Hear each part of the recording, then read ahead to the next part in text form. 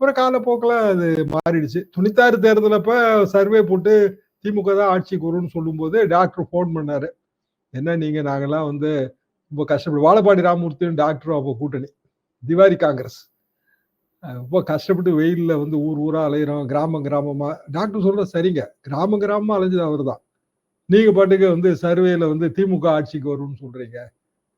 அது அப்படிதாங்க டாக்டர் எங்க சர்வே வருதுன்னேன். இல்ல, இல்ல. அது தவறான சர்வேன்னாரு. பட் 4 இடம் ஜெயிச்சாங்க. சேத்தியாத்தோப்பு.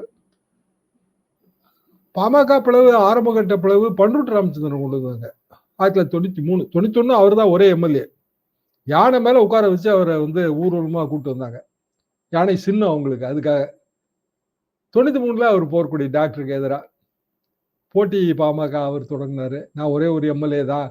பாமக பேரு, சின்னம் எல்லாம் எனக்கு தான் சொந்தம்னு தேர்தல் ஆணையத்துல மனு போட்டாரு. அதான் முதல் மனு. ஆனா டாக்டர் பக்கம் தான் தீர்ப்பாச்சு. அது உள்ளுக்குள்ள இருக்கிற சில விதிகள் வந்து அதுக்கு காரணம். அப்புறம் பண்ருட்டியார் பாமகல இருந்து போனாரு. பல மாறுதல்கள். அதிமுகவுக்கே திரும்பி வந்தார். கடைசியில் தேமுதிக போயிட்டு.